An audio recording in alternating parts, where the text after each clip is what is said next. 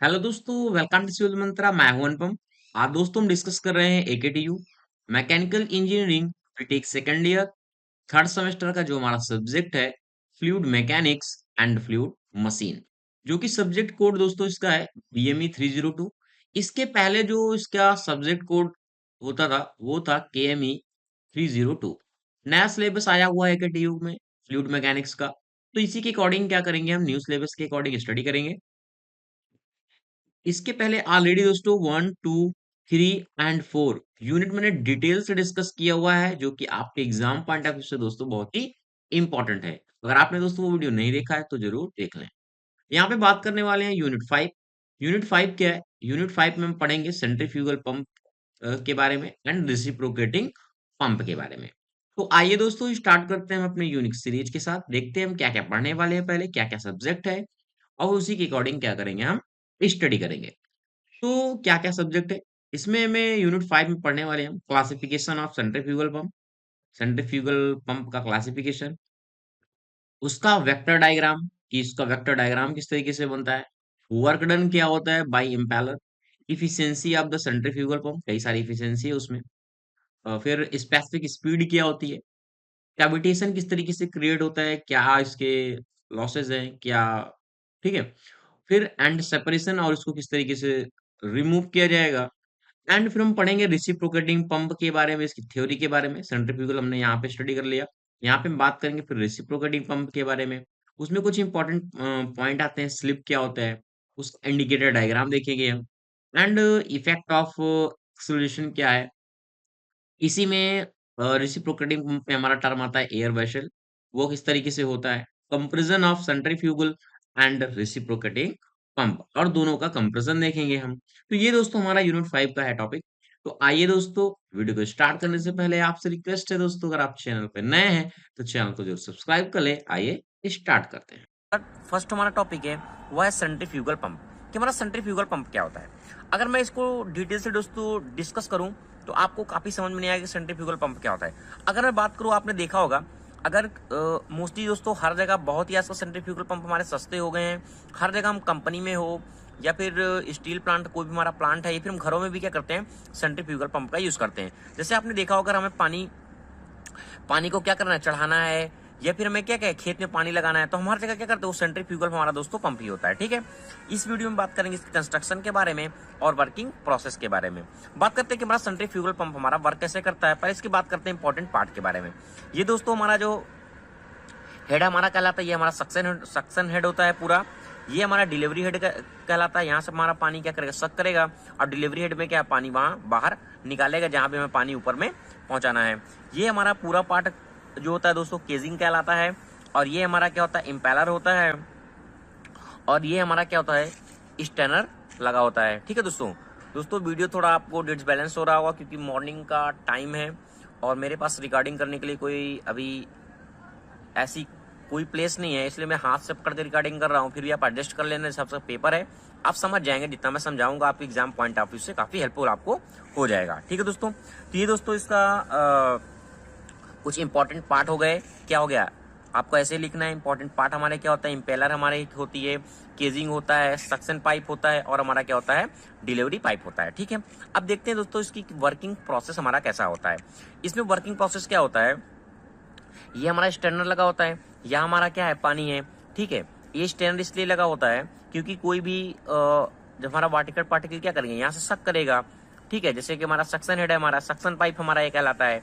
तो क्या होगा, इसमें कोई भी वाटर के अनवांटेड पार्टिकल ना जाए, गंदगी ना जाए, या फिर तो क्या करता है, छन्नी लगी होती है। ठीक है, स्टैंडर लगा होता है जो पानी को क्या करता है, छान के रखता है। ठीक है, ये क्या करता है, सक्शन हेड।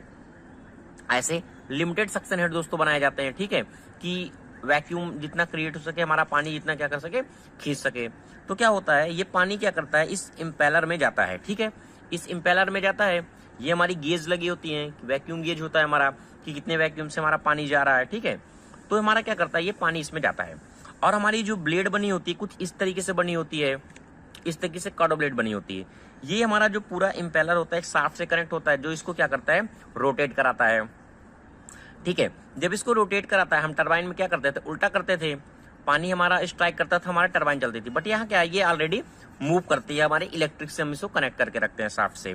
तो क्या करता है, जब ये वाटर इसमें स्ट्राइक करता है, जैसे इसमें वाटर स्ट्राइक करता है तो क्या होता है, ये क्या करता है, मूविंग करने लगती है। यहाँ कहने का मतलब एक तरीके से हमारी जो काइनेटिक एनर्जी होती है ना, वो प्रेशर, जो हमारी काइनेटिक एनर्जी, लो काइनेटिक एनर्जी होती है, वो इस तरीके से हमारा इम्पेलर बना होता है, वो क्या करता है, वो प्रेशर एनर्जी में चेंज कर देता है। तो हमारा वाटर जैसे इसमें स्ट्राइक किया, ये हमारा क्या होता है, आई होता है, ठीक है। वहां हम क्या करते हैं, रनर कहते थे, यहाँ हमारा क्या इम्पेलर है ये।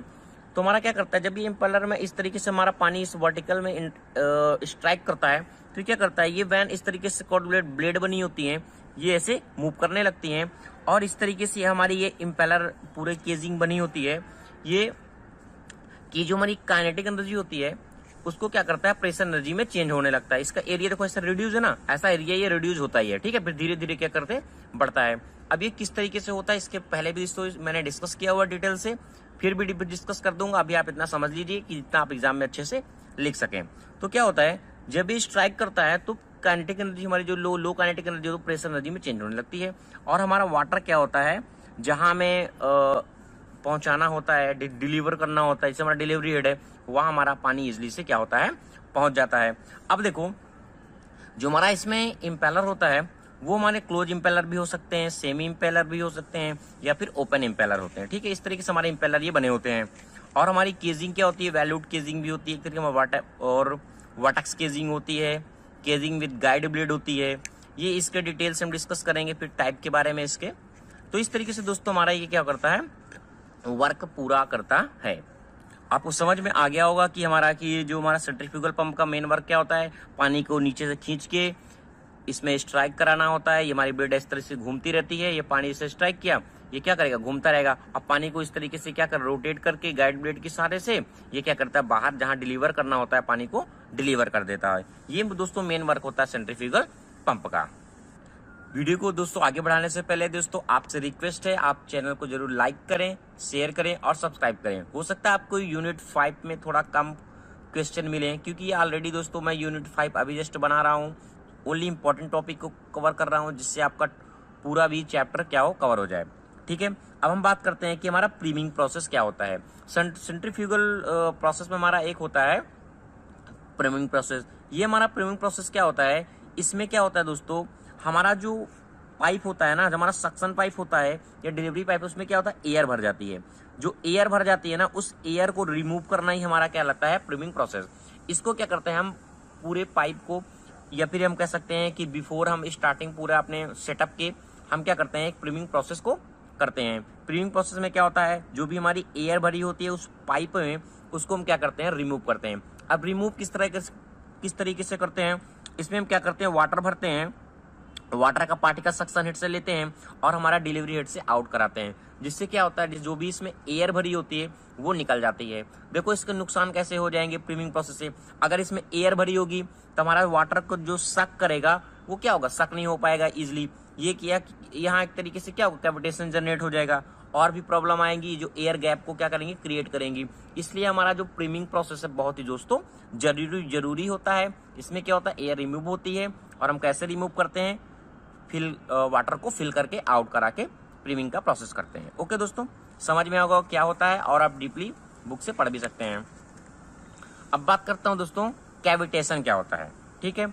सेंट्रीफ्यूगल पंप में दोस्तों कैविटेशन होता है। इससे कैविटेशन क्या होता है कि cavitation when the pressure at the suction fall below the vapour pressure of the liquid. कहने का मतलब समझ में नहीं आया होगा क्या होता है। देखो इसमें क्या होता है, जब हमारा सक्शन पाइप, जैसा कि मैंने दिखाया था, 1 मिनट देखो दोस्तों, मैंने क्या लिखा है कि when the pressure at the suction falls below, यानी कहने का मतलब जो प्रेशर है वो सक्शन का वो बिलो हो जाए वेपर प्रेशर से ऑफ द लिक्विड, उस कंडीशन में हमारा क्या होता है, कैविटेशन क्रिएट होता है। मतलब क्या होता है, देखो सपोज दैट हमारा ये जो वाटर सक कर रहा है, इसका हमारा क्या हो गया, प्रेशर क्या होगा, रिड्यूस हो गया। सपोज दैट देखो, एक मैं बेस्ट एग्जांपल बताता हूं तो आपको समझ में आए। सपोज दैट मैंने क्या किया, ऐसे एक कंटेनर ऐसे लिया हुआ, ठीक है। अब क्या है, इसका जो इसमें वाटर भरे हुए हैं, ठीक है। अब ये 20 एटमॉस्फेरिक टेम्परेचर पे क्या हो सकता है, बॉइल होगा। सपोज दैट हमने क्या किया, इसको 100 टेम्परेचर दिया। जब इसको हम 100 टेम्परेचर देंगे तो क्या होगा, जब ये हीट होने लगेगा तो इसके जो पार्टिकल होंगे एयर में ऐसे इंटरेक्ट करेंगे। जब एयर में इंटरेक्ट करेंगे और इसका भी कुछ प्रेशर होगा, कुछ प्रेशर होगा ना, सपोज दैट मैंने मान लिया ऐसे है इस तरीके से।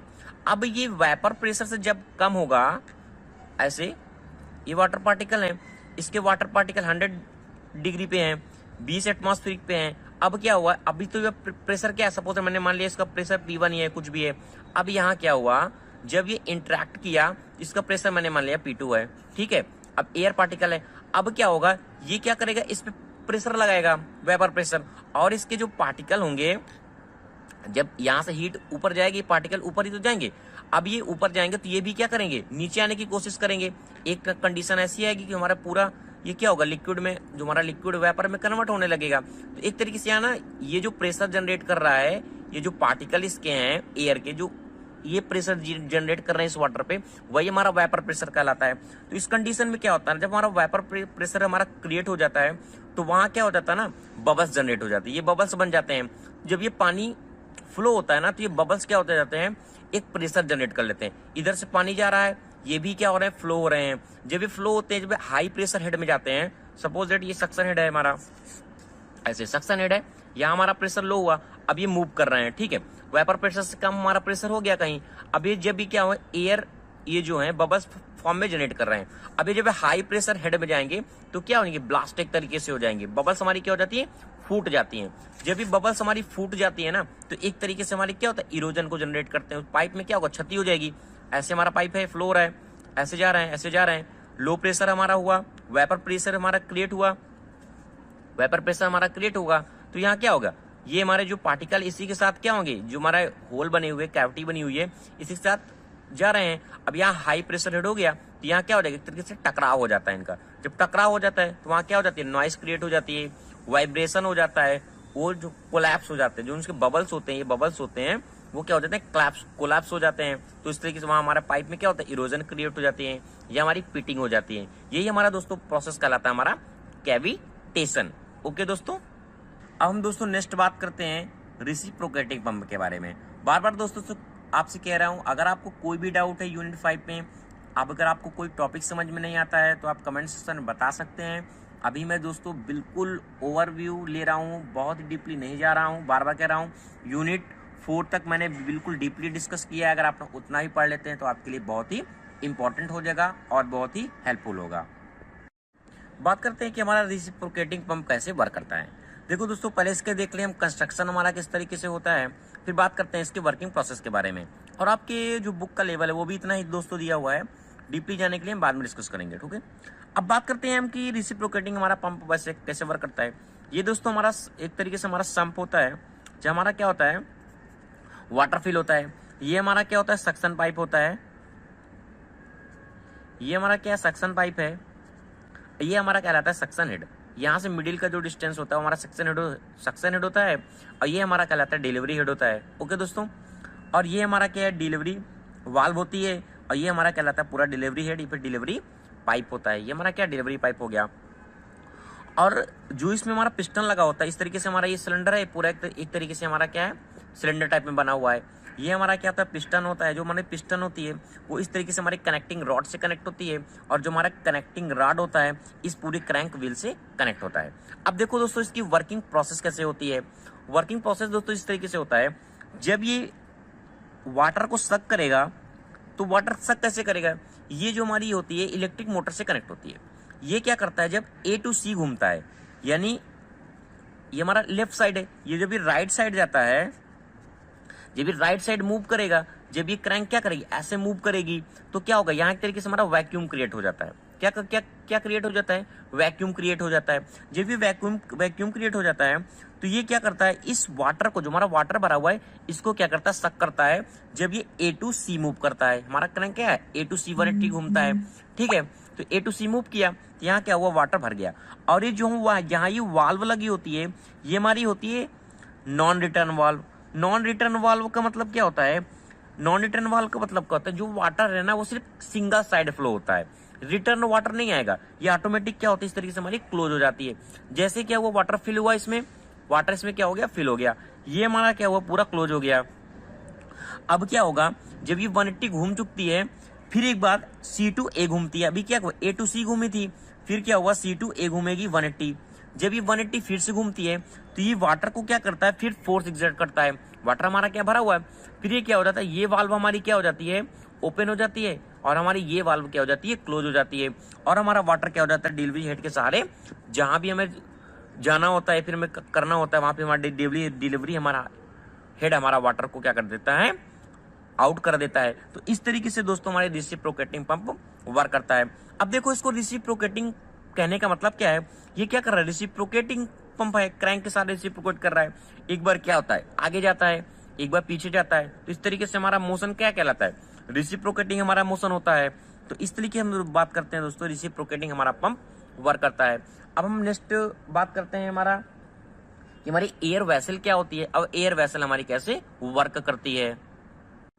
अभी दोस्तों हमने बात किया था रिसिप्रोकेटिंग पंप के बारे में, इसी में दोस्तों मैं बात कर लेता हूँ एयर वेसल के बारे में कि एयर वेसल हमारा क्या होता है। क्योंकि जो एयर वेसल का जो हमारा मैकेनिज्म है वो हमारा रिसिप्रोकेटिंग पंप में भी एप्लीकेबल होता है। तो देखो दोस्तों इसमें क्या होता है, जो हमारा सक्शन हेड होता है और हमारा जो डिलीवरी हेड होता है उसमें इस तरीके से ना वेसल हमारी लगाई जाती है। इस तरीके से ये हमारे सक्शन में लग गया, आप फिगर बुक से देख लीजिएगा, मैं ऐसे आपको जनरल समझा रहा हूँ, आपको कॉन्सेप्ट क्लियर हो जाएगा, ठीक है। अब क्या होता है, इसमें यहाँ तक वाटर भरा होता है, अब यहाँ क्या होती है, एयर भरी होती है। एक तरीके से क्या भरी होती है, एयर भरी होती है। तो दोस्तों एयर वेसल का मेन मैकेनिज्म क्या होता है देखते हैं। बेसिक मैंने बताया क्या हुआ, सक्शन हेड में हमारी एयर वेसल लगी है, एक हमारी डिलीवरी हेड में लगी होती है। अब इसका वर्क क्या होता है, एयर वेसल हमारा वर्क किससे करता है वो देखते हैं। सपोज दैट हमारा वाटर क्या हो रहा है, सक हो रहा है। वाटर हमारा जब दोस्तों सक होता है, जैसे सक हुआ हमारा क्या हुआ, ये सक्शन वाल्व हमारी क्या हो गई, ओपन हो गई, और हमारा वाटर क्या होता है, इंटर हो जाता है। बट कभी कभी क्या होता है, जो इसका एनर्जी है या फिर हमारा प्रेशर क्या होता है, ये कम हो जाता है और वाटर को पूरी तरीके से यहाँ सक नहीं कर पाता, यानी सक्शन क्रिएट नहीं हो पाता, वाटर हमारे यहाँ क्या पूरा फिल नहीं हो पाता। इस कंडीशन में क्या होता है, जब हमारा वाटर सपोज यहाँ जा रहा है कंटिन्यू, तो क्या होगा, यहाँ भी वाटर जाएगा। जब यहाँ वाटर जाएगा तो यहाँ ये वाटर पहुंचेगा, तो यहाँ क्या एयर है, ये एयर को क्या करेगा, प्रेशराइज करेगा ना। जब ये प्रेशराइज करता है, ये क्या कर रहा है, प्रेशराइज कर रहा है। बट कभी कभी क्या हुआ, जब ये एनर्जी कम हो जाती है इसकी, ये हमारा सक प्रॉपर नहीं कर पाता, तो ये जो यहाँ एयर वेसल, एयर के कारण जो यहाँ प्रेशर जनरेट होता है, ये प्रेशर क्या होता है, इसके ऊपर प्रेशर एग्जर्ट करता है। जब ये प्रेशर एग्जर्ट करता है तो यहाँ क्या लिक्विड भरा है, ये प्रेशर क्या होता है, इस जो यहाँ कमी हो जाती है, जो हमारा पूरा वाल्व नहीं फुल हो पाता कि जितना हमें डिलीवरी हेड में वाटर को कंट्रीब्यूट करना है, देना है, तो क्या करता है, ये प्रेशर को जनरेट करता है इसके ऊपर। जब ये प्रेशर को जनरेट किया तो यहाँ क्या हुआ, पूरी तरीके से फिल हो गया और हमारा वाटर क्या हो जाता है, डिलीवरी हेड तक पहुंच जाता है। तो ये मेन वर्क होता है एयर वेसल का। अब क्या हुआ, यहाँ भी इसी तरीके से जब ये वाटर इस तरीके से डिलीवरी हेड से आउट होता है, तो यहाँ क्या होता है, वाटर इंटर कर जाता है। यहाँ वाटर इंटर किया, यहाँ भी प्रेशर से जा रहा है, तो क्या करेगा, इसके ऊपर प्रेशर लगाएगा ना। जब ये प्रेशर लगाएगा, सपोज कभी कभी क्या हुआ, यहाँ एनर्जी कम होगी, हमारा डिलीवरी हेड पूरा वाटर को आउट नहीं कर पा रहा है, तो ये जो हमारा प्रेशर होता है, जब यहाँ कम हो जाता है प्रेशर, तो ये प्रेशर अपना क्या करता है, एग्जर्ट करता है। जब ये एयर प्रेशर एग्जर्ट करता है, तो डिलीवरी हेड से क्या होता है, यहाँ वाटर निकल के बाहर आउट हो जाता है। तो ये दोस्तों मेन वर्क होता है रिसिप्रोकेटिंग पंप का, एयर वेसल का, जो रिसिप्रोकेटिंग पंप में एप्लीकेबल होता है। अब देखो इसके एडवांटेज क्या है, कंटिन्यूअसली सप्लाई ऑफ लिक्विड। अब यहाँ क्या है, लिक्विड हमारे सपोज कम हो गया, नहीं सक कर पाया, तो यहाँ से एयर हमारी कंटिन्यू क्या कर रही है, सक कर रही है, एयर प्रेशर लगा रही है इस लिक्विड पे, तो हमारा वाटर कंटिन्यूअसली क्या हो जाता है, सप्लाई हो जाता है। पंप रहता है हाई स्पीड, और हमारा जो पंप है वो हाई स्पीड पे रन करता है। और क्या लिखा हुआ है कि power required to drive pump is reduced, और हमारे पावर की भी कम जरूरत होती है, क्योंकि पावर को क्या करता है, रिड्यूस कर देता है। जितना हमें वाटर को सप्लाई कराना होता है वो हमारा वाटर भी सप्लाई करा देता है। तो ये दोस्तों कुछ इंपॉर्टेंट टॉपिक है जो मैंने 5th यूनिट में डिस्कस कर दिए हैं। अगर इसके अलावा अगर आपको कोई भी डाउट होता है कि कोई भी कंफ्यूजन होता है यूनिट 5 से, पर्सनल कोई भी वीडियो चाहिए, तो आप कमेंट सेक्शन में कमेंट कर सकते हैं। दोस्तों लास्ट हमारा जो इंपॉर्टेंट है, वेरी वेरी इंपॉर्टेंट है, बार बार कह रहा हूँ वेरी वेरी इंपॉर्टेंट है, आपके एग्जाम में ये आ भी सकता है। क्या आ सकता है कि डिफरेंस बिटवीन सेंट्रीफ्यूगल पंप में और रिसिप्रोकेटिंग पंप में। मैंने ऑलरेडी डिस्कस कर दिया कि सेंट्रीफ्यूगल पंप क्या होता है और रिसिप्रोकेटिंग पंप क्या होता है। दोस्तों वीडियो को स्टार्ट करने से पहले आपसे रिक्वेस्ट है, अगर आप चैनल पर नए हैं तो चैनल को जरूर सब्सक्राइब कर लें।